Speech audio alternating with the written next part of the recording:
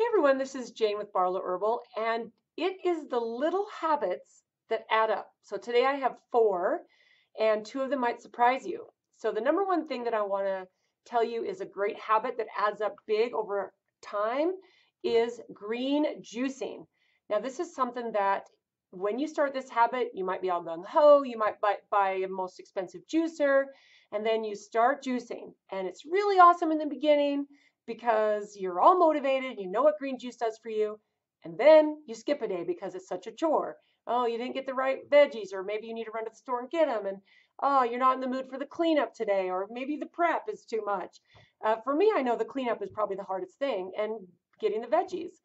But if you can make this a habit where it's just part of your routine, this is one of those habits that over time starts to compound and be absolutely huge. So when you get those greens every day and you get more greens than you would normally eat, say you eat a salad every day and you do green juicing, super, super huge. Number two is walking. Super, super simple, right? Most of the countries besides the United States of America, they are out walking. They're out walking after dinner. They're out walking before dinner. They're out walking before breakfast. The thing is, as humans, we are meant to move. And if exercise is hard for you right now, maybe you've got some extra weight on, maybe you haven't exercised in a while, maybe you can't do some really intense exercise because of certain health issues or whatever. Start with walking. And unless you are in a position where maybe you've just recently had a knee surgery, they actually want you walking when you do that. But maybe you're in a position where you're in a wheelchair, whatever. Most of you are not. And most of you can get out and get your body moving and start walking. This is a habit that can compound so greatly. Now we're getting into spring right now. And if you're watching this another day, it doesn't matter. Put a coat on, no matter where you live, bundle up, go out and walk around your neighborhood, grab your spouse, grab one of your kids, grab a friend, and start walking. That's huge. Okay, the third one out of this little list of four is to stop gossiping. Okay, this is a huge habit that some of us get into.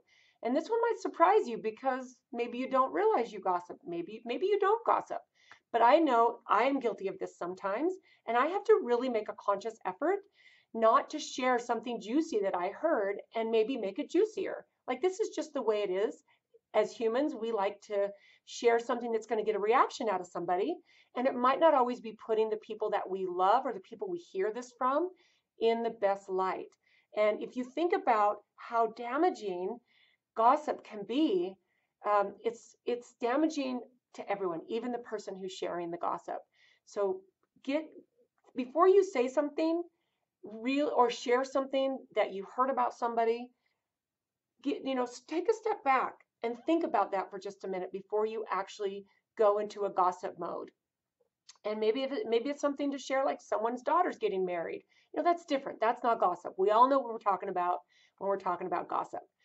So get a little bit of a grip on your gossip, and it can be mind-blowingly healthy. And when you get out of the routine of doing it, life changes. Life changes in a really brilliant way.